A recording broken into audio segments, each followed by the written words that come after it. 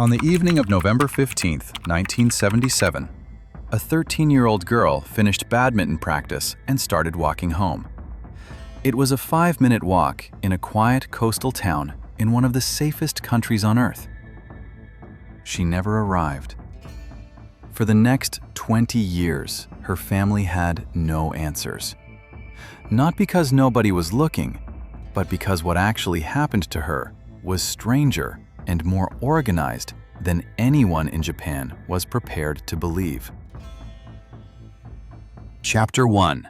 The Girl Who Never Came Home. Her name was Megumi Yokota.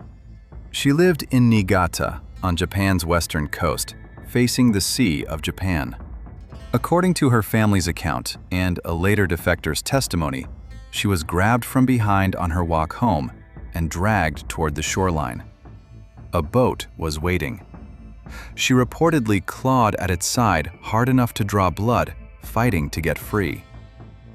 The boat was already headed for North Korea, less than 500 miles across the water. Her parents reported her missing that same night. Japanese police searched the coastline for weeks. They found nothing. For years, the case was treated as a tragic, unexplained disappearance. One of many that Japanese authorities simply couldn't solve. Chapter 2. The Pattern.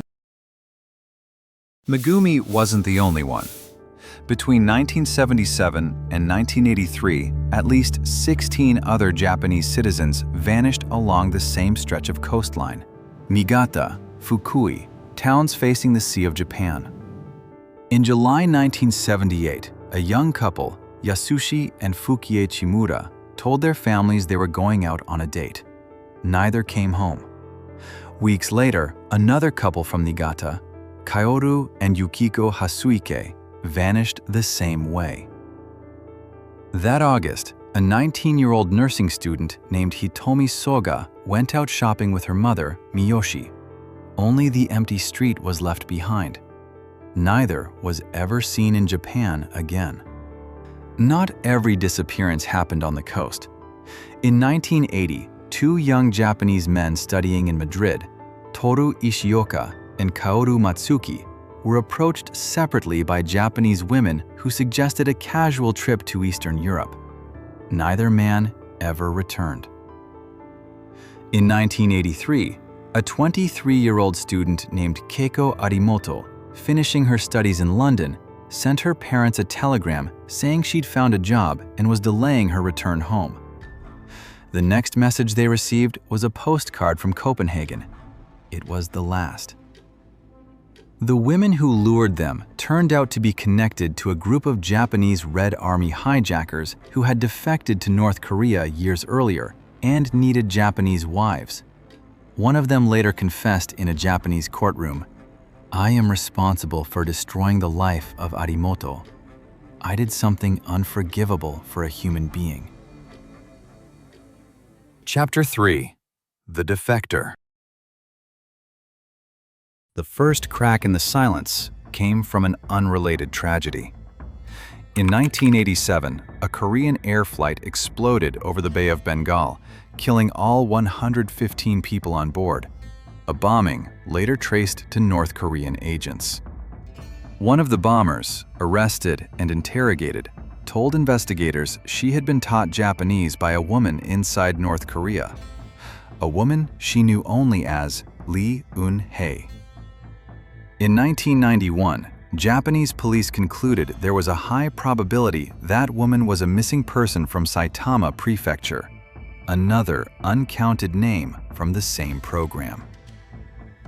The full picture didn't emerge until 1997, when a North Korean agent who had defected told South Korean intelligence officials about a Japanese girl abducted as a 7th grader who was still alive inside North Korea.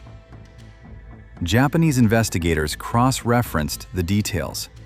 The girl was identified as Megumi Yokota, nearly 20 years after she vanished.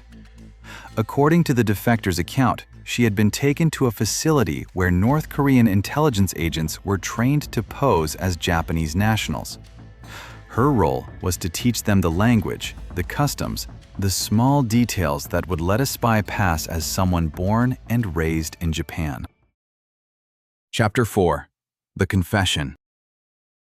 For 5 more years, North Korea denied everything.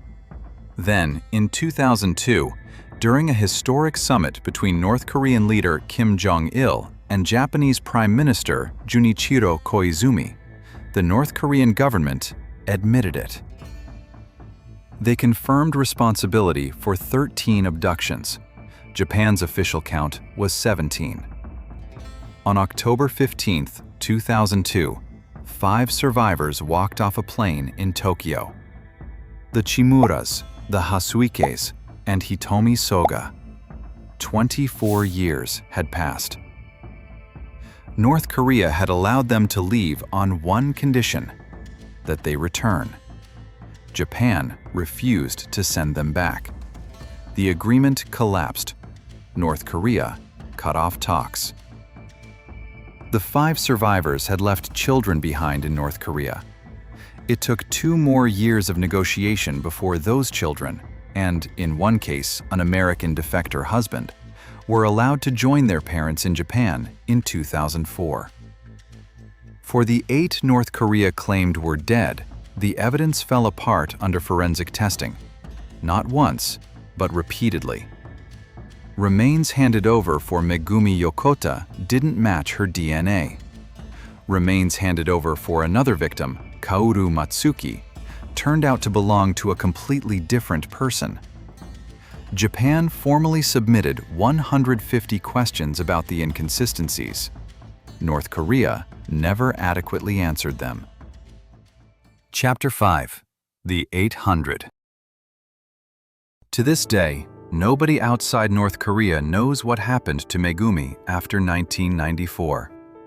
Her mother, Sakia Yokota, has spent decades publicly insisting her daughter is still alive. She's not the only mother still waiting. Hitomi Soga came home in 2002. Her mother, Miyoshi, abducted on the same street, the same day, never has. The 17 officially recognized cases may only be a fraction of the total. According to the Japanese government's own count, there are 873 other missing persons cases where the possibility of a North Korean abduction cannot be ruled out. A 2014 United Nations report on North Korean human rights estimated the regime may have abducted as many as 200,000 people from other countries over the decades, a program far larger than the handful of names most of the world has ever heard. The case remains open. As of last year, the United Nations was still meeting with the Yokota family, still treating an abduction from 1977 as unfinished business.